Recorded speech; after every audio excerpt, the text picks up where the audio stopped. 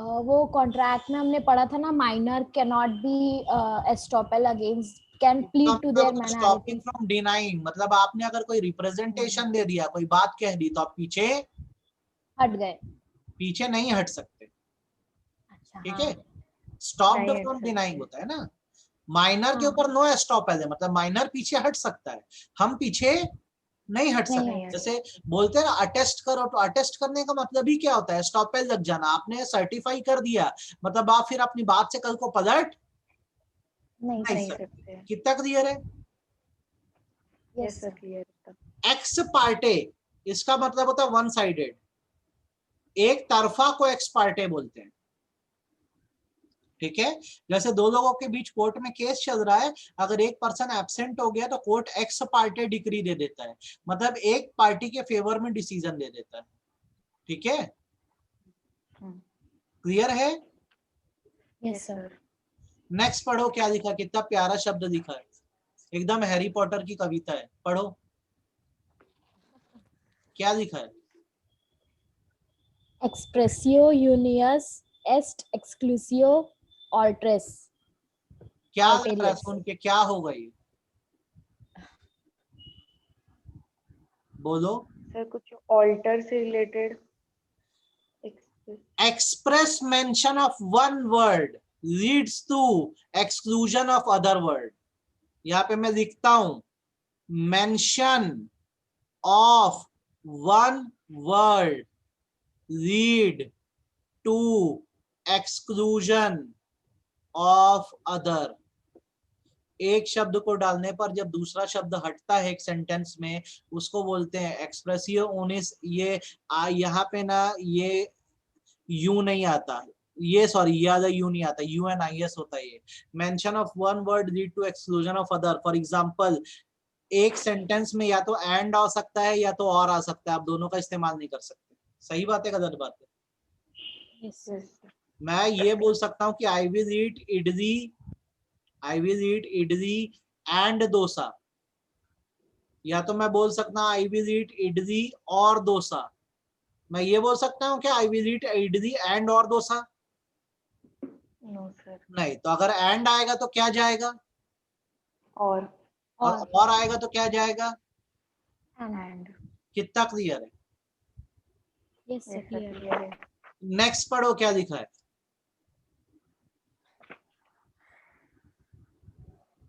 बोलो। एक्सटर्पी कॉजिया non auditor एक्शियो। मैं क्या बनाया है यहाँ पे? इम्पोर्टेंट।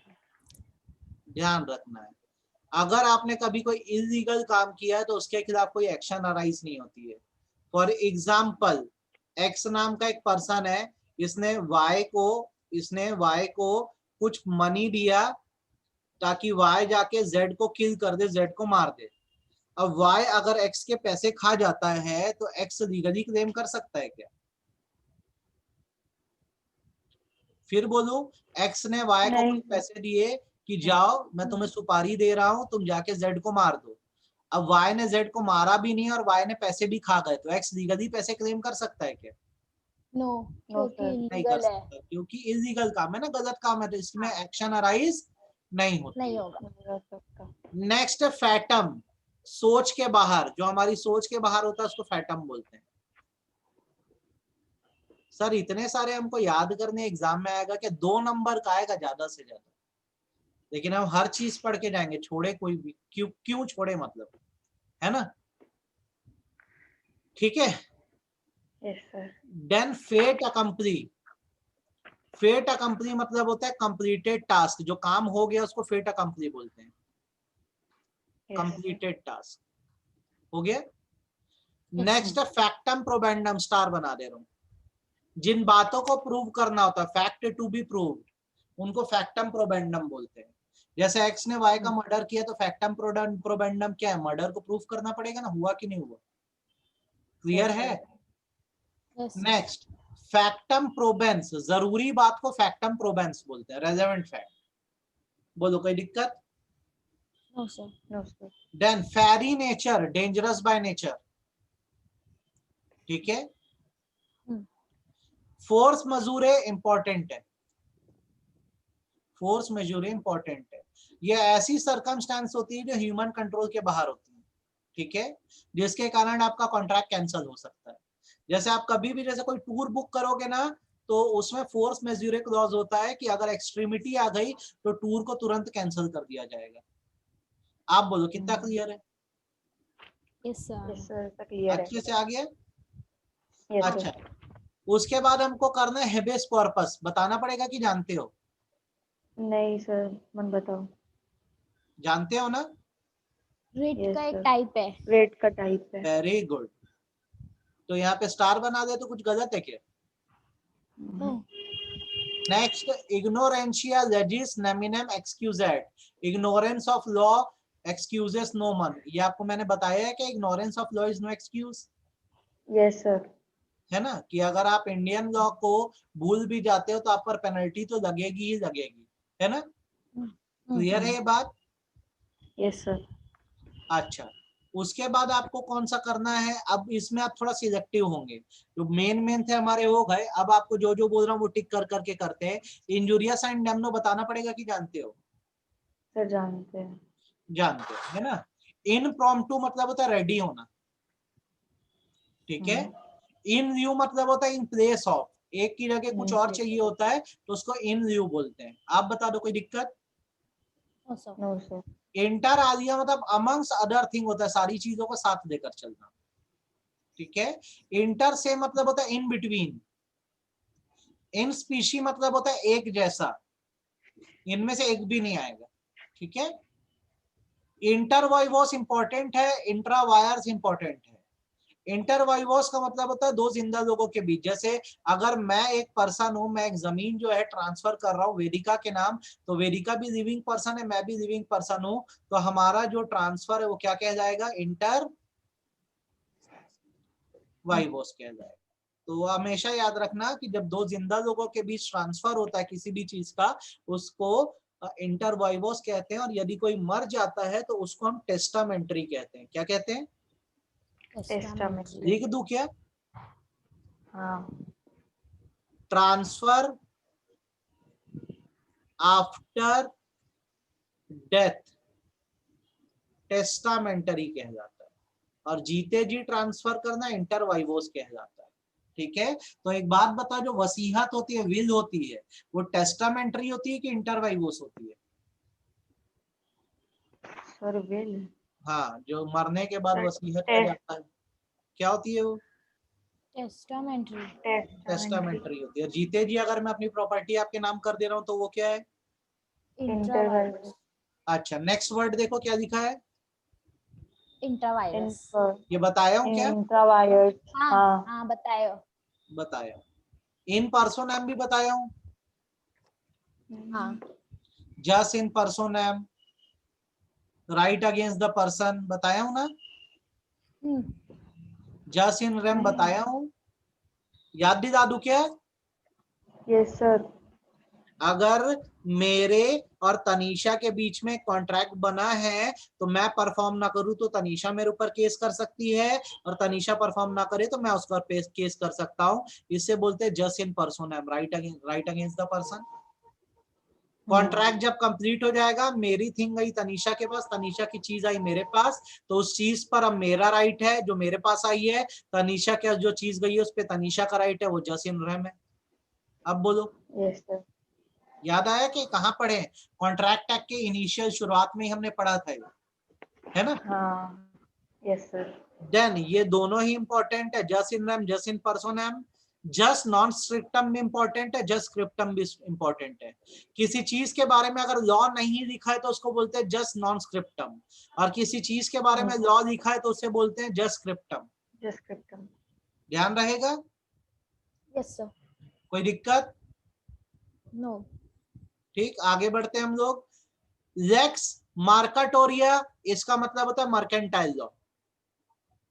शॉर्ट में बात करते हैं, क्या मतलब होता है? मर्केंटाइल लॉ, या जो बिजनेसमैन के बीच लॉ होता है उसको लेक्स मार्केटोरिया बोलते हैं। आप बताओ, कोई दिक्कत है क्या इसमें? No sir. देन इसका जो टर्म इंपॉर्टेंट है वो है रिस्पेंडेंस, इंपॉर्टेंट टर्म है, पर स्टार बना देते हैं यार। रिस्पेंडेंस इंपॉर्टेंट टर्म है, लोकस स्टैंडी इंपॉर्टेंट टर्म है, मैलाफाइड इंपॉर्टेंट टर्म है, मैंडेमस इंपॉर्टेंट है, सभी कर दो ना। मेंसरिया इंपॉर्टेंट टर्म है, मेस्ने प्रॉफिट इंपॉर्टेंट टर्म है, म्यूटेटिस म्यूटेंडिस इंपॉर्टेंट टर्म है, नॉसिटर सोसिस इंपॉर्टेंट टर्म है, ऑबिटर डिक्टा इंपॉर्टेंट टर्म है। टिक कर दे रहा हूं पहले। पारी पासो इंपॉर्टेंट है, उसके बाद प्राइमा फेसी इंपॉर्टेंट है, प्रो फॉर्मा इंपॉर्टेंट है, प्रो राटा इंपॉर्टेंट है, पिजीन मॉर्गेज इंपॉर्टेंट है, उसके बाद qui facit per alium facit per se important है, को वारंटो इंपॉर्टेंट है, quid pro quo, ratio decidendi, res judicata. पहले इतने की बात करते हैं, समझा रहा हूं, ध्यान से सुनो। कहां पर मैं हूं? रिस्पेंडेंस पे हूं।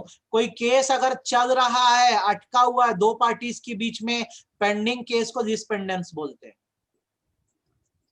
अगर एक जमीन को लेकर झगड़ा चल रहा है और झगड़ा अभी तक सुलझा नहीं है तो वो रिस्पेंडेंस कहलाता है। आप बताओ रिस्पेंडेंस समझ आया कि नहीं आया? Yes sir. Next locus standi, इसका मतलब होता है रिप्रेजेंटेशन। लोकस स्टैंडी मतलब होता है रिप्रेजेंटेशन। जैसे तनीषा की प्रॉब्लम मुझसे, वेदिका की प्रॉब्लम मुझसे, पंकज की प्रॉब्लम मुझसे, तो अलग अलग केस ना करके एक ग्रुप बनाओ और मेरे ऊपर आके केस डाल दो, तो आप तीनों की क्या हुई? रिप्रेजेंटेशन। लोकस स्टैंडी हुई आपकी। क्या हुई? Locus standi. कितना समझ आया लोकस स्टैंडी? यस सर, आ सर, आ गया। गया। आ गया। और अगर नहीं आता है तो आप एग्जांपल्स पूछ सकते हो, सर इसका एग्जांपल दे दो, हमको नहीं समझ आया, है ना। नेक्स्ट मैलाफाइड बताना पड़ेगा कि समझ गए? सर पता है। बोनाफाइड मतलब अच्छी भावना से, मैलाफाइड नहीं, मतलब good बुरी faith, भावना से। Bad faith. मेंसरिया पता है नहीं पता है अपने को? Yes sir sir. पता है। गिल्टी माइंड, है ना। हाँ। देन मेसने प्रॉफिट का बेसिकली मतलब होता है आपको जो रेंट या प्रॉफिट एक प्रॉपर्टी में से रिसीव हो रहा है उसको मेसने प्रॉफिट बोलते हैं। ठीक है, फिर से बोलूं क्या? जमीन आपकी जमीन पे मैं वर्क कर रहा हूं, जो कमाई होगी वो मेसने प्रॉफिट कहलाएगा। आगे बढ़ू कि समझ जैसे आए? बोलो। किसी का बिजनेस है तो मतलब उस बिजनेस से वो जो प्रॉफिट मिल रहा है वो एक तरीके का ये मेस प्रॉफिट है मेसने ना। प्रॉफिट कहलाता है। ठीक है। Yes sir. Then mutatis mutandis, इसका मतलब होता है चेंजेस लाना। ठीक, बदलाव को क्या बोलते हैं? म्यूटेटिस म्यूटेंडिस, ध्यान रहेगा। Yes sir. देन नेक्स्ट पढ़ो, क्या लिखा है? नॉसिटर सोसिस। क्या? नॉसिटर सोसिस। इसका मतलब ये होता है कि अगर एक सेंटेंस बहुत लंबा और उसमें एक टेक्निकल वर्ड है, तो आपको अगर ये वर्ड कहीं नहीं मिल रहा है तो आप आसपास के वर्ड से इस वर्ड को समझ सकते हो क्या होगा।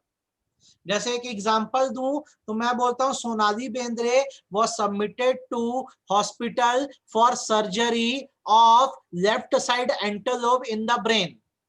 तो यहां पर जो टेक्निकल वर्ड है वो है लेफ्ट साइड एंटेलोब।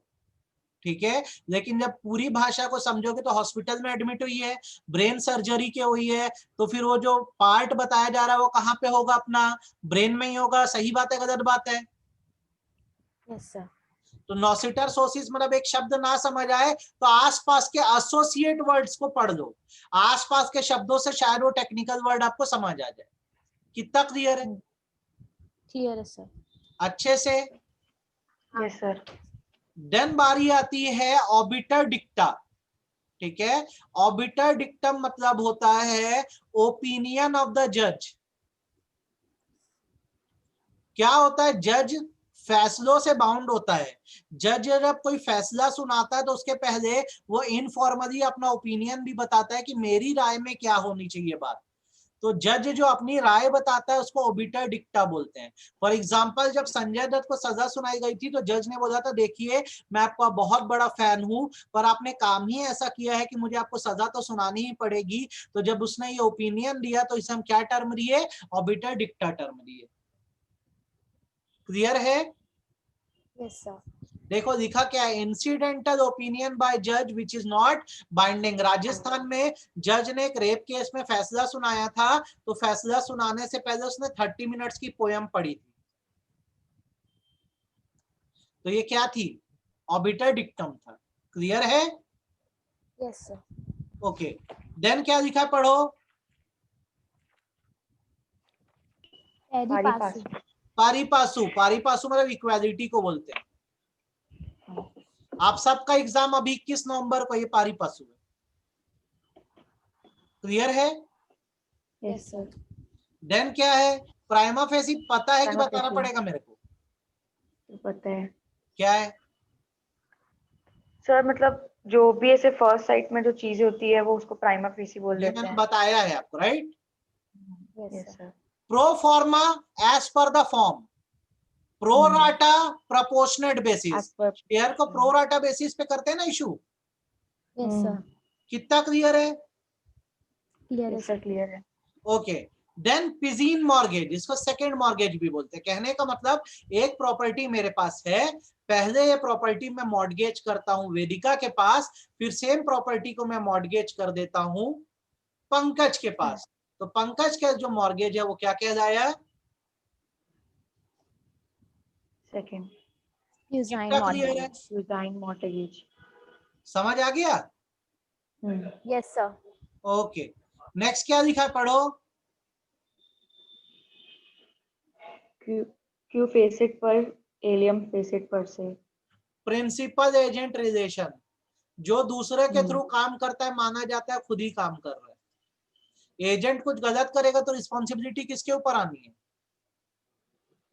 प्रिंसिपल के ऊपर। तो यही है, Q facit per alium facit per से जो दूसरों के थ्रू काम कर रहा है माना जाता है वो खुद काम कर रहा है। Getting my point? Yes sir. कोई डाउट, कोई समस्या जीवन में? No, sir. नेक्स्ट क्या है, कोऑरेंटो बताना पड़ेगा कि आता है? आता है सर। आता है। क्विड प्रो क्यो का मतलब होता है समथिंग इन रिटर्न कंसिडरेशन, बताना पड़ेगा कि आता है? नो सर, आता है। अच्छा, रेशियो डेसिडेंडी, इसका मतलब होता है लॉजिक बिहाइंड डिसीजन। कोर्ट जब कोई डिसीजन देता है तो उसके पीछे जो लॉजिक होता है उसको बोलते हैं रेशियो डेसिडेंडी। जैसे अगर मैं जज हूं, मैं बोला तुमको फांसी की सजा देता हूं, तो कारण भी तो बताना पड़ेगा ना क्यों दे रहा हूं। ऐसा थोड़ी ना मेरा मन है तो दे दिया फांसी की सजा, भाई लॉजिक बताना पड़ता है क्यों दिया जा रहा है। That's ratio decidendi. कितना क्लियर है? Yes, sir. अच्छे से। अब दो टर्म पे बात करते हैं, रेस जुडिकाटा, रेस सब जुडिस। ठीक है, दोनों शब्दों को समझना और अच्छे से क्लियर होना चाहिए आपको, इंपॉर्टेंट है। रेस जुडिकाटा बोलता है कि सपोज करो अगर जमशेद सर और तनीषा के बीच केस चल रहा है, ठीक है, केस का डिसीजन आ गया और तनीषा केस जीत गई, तो अगेन तनीषा सेम मैटर को लेकर जमशेद सर पे केस नहीं कर सकती, can not file suit again.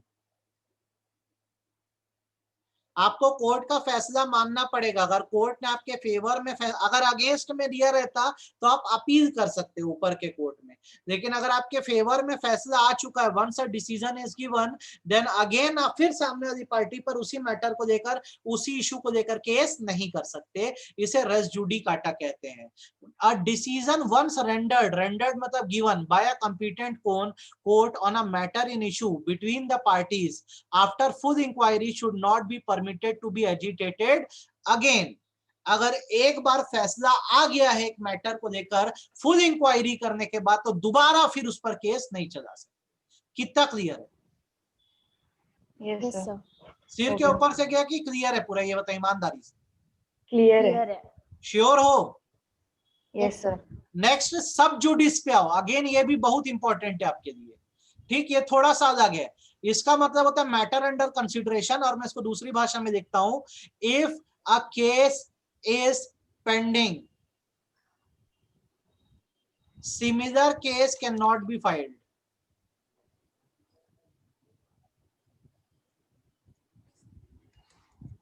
दुर्ग के कोर्ट में मेरे और वेदिका के बीच एक केस चल रहा है, एक प्रॉपर्टी को लेकर या किसी भी चीज को लेकर। कहां चल रहा है? दुर्ग में। दुर्ग कोर्ट पे। अब क्या हो रहा है, केस का फैसला तो अभी आया नहीं है, वेदिका रायपुर के कोर्ट में इसी प्रॉपर्टी को लेकर मेरे ऊपर केस कर देती है। तो ये वाला जो केस है वेदिका ने जो किया इसको डिसअलाउ कर दिया जाएगा, क्योंकि इससे कंफ्यूजन क्रिएट होगा कि जब मैटर ऑलरेडी कोर्ट के कंसिडरेशन में है या पेंडिंग है तो सेम बात को लेकर दोबारा कहीं और जाके केस क्यों करना। समझ आया कि सिर के ऊपर से गया? Yes sir. मजा आया। तो बताओ जुडिकाटा और जुडिस में फर्क क्या आ रहा है?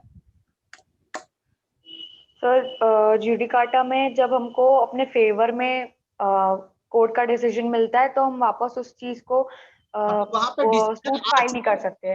Very good. और यहाँ पे केस अभी क्या चल रहा है अपना?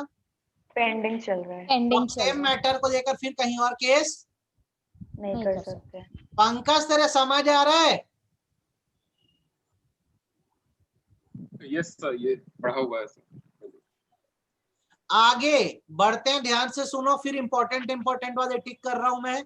स्टेटस को मैं टिक करूंगा, स्पेस सक्सेशन को टिक करूंगा, उसके बाद मैं टिक करूंगा साइन क्वा नॉन को, सुओ मोटो को, स्टेयर डिसाइसिस को, साइन डाई को, अब ये खत्म होने वाला है आपका, ठीक है, टॉर्टम को, अम्ब्री फिडी को, उबी जस इबी रेमेडियम को, अल्ट्रा वायर्स को, अनसेक्सफैक्चरी को, ठीक है।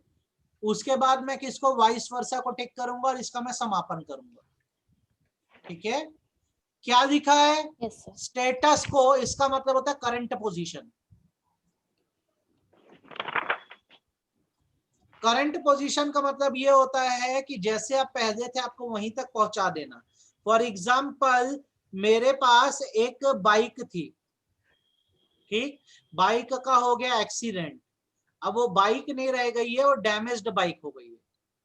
तो इंश्योरेंस कंपनी का काम है कि मेरे को स्टेटस को पे पहुंचाना, मतलब वापस से डैमेज को किस पे पहुंचाना, जैसी नॉर्मल बाइक थी वैसे ही बना के देना। सही बात है कि गलत बात है? सही बात। तो स्टेटस को मतलब होता है उस पोजीशन पे पहुंचाना जहां पर आप पहले थे। आप अभी जमीन पे हो, अब हवा में उड़ने लग गए हो, तो आपका स्टेटस क्या होगा बताओ? जमीन पर। क्लियर है कि सिर के ऊपर से गया? सर क्लियर है।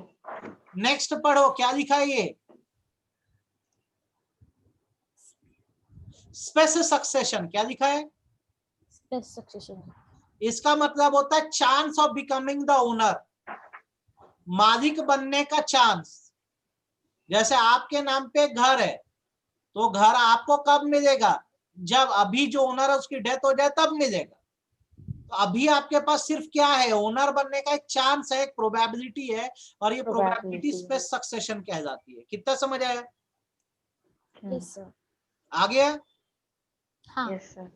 ये सबसे क्वेश्चन पूछूंगा भी, जितने का हाँ हाँ बोलो सब में से क्वेश्चन दूंगा भी आपको मैं, है ना? Yes sir.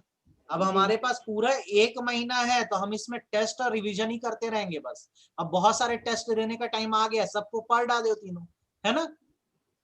जी सर।